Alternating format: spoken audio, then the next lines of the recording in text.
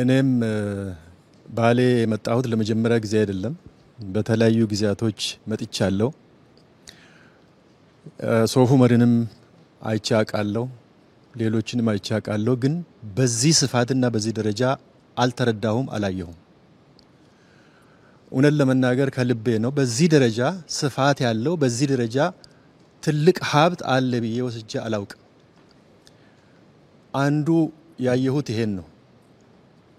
ይሄ ማለት በኢትዮጵያ ደረጃ ትልቅ ሀብት እንዳለ፣ ይህ ሀብት ሁሉ ትልቁ ሀብት አፈርና ውሃ ነው። በኢትዮጵያ ውስጥ ትልቅ ሀብት እንዳለ የሚያሳይ ነው፣ ማሳያ ነው ይሄ። ግን ይሄ ሁሉ ሀብት እያለ እግዚአብሔር እነዚህን ሁሉ መርቆ ሰጥቶ ለዘመናት ለማኝ ሆነናል፣ ድሃ ሆነናል። ድሃ ክብር የለውም። ይሄንን ስናይ እልህ ሊይዘን ይገባል።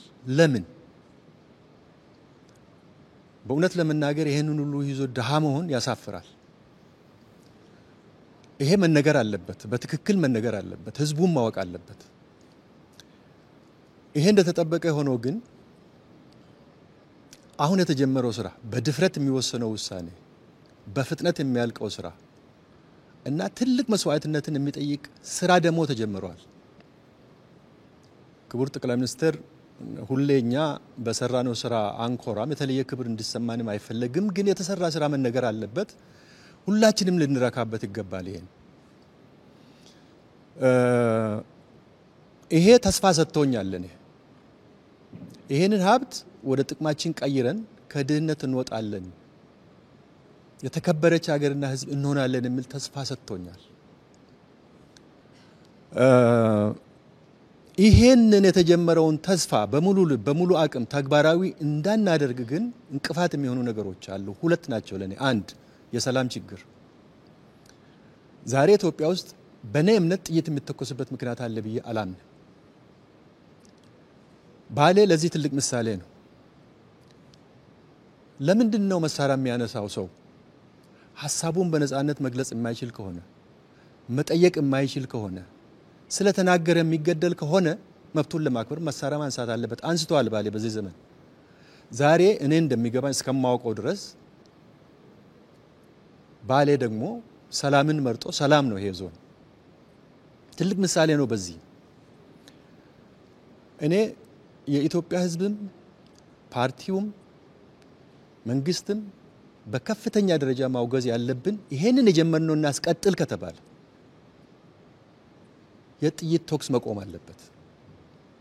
ይሄንን ህዝቡ በዋናነት መውሰድ አለበት ብዬ አምናለሁ። እሱ ከሆነ እቺ ሀገር ተስፋ አላት፣ ታሪካችን ይቀየራል።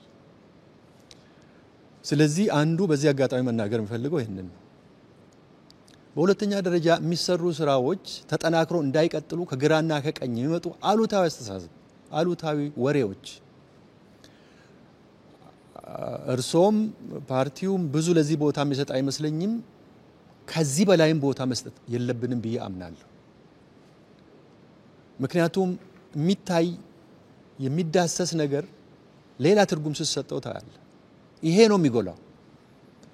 ይሄ አይጠቅምም፣ ለማንም አይጠቅም። መጨረሻ ላይ ማንሳት እንፈልገው ብዙ ጊዜ አንዳንድ ነገሮች ይጀመሩና እርካታ ይመጣል። ገና ነው ጅምሩ፣ ተስፋ አለው ብለን ስንል እርካታ ግን መኖር የለበትም፣ እንቅፋት ነው የሚሆነው። ገና ብዙ ነገር አለ፣ ገና ብዙ ፈተና አለ፣ ገና ብዙ መንገድ አለ። እሱን ላይ በግንባር ቀደምትነት እርሶ፣ ቀጥሎ ፓርቲው፣ ሌላውም አመራር ጉዟችን ረጅም ነው፣ ገና ብዙ ስራ አለን የሚል ስራ ለዚህ የሚያነሳሳ መሆን አለበት ብዬ አምናለሁ። አመሰግናለሁ።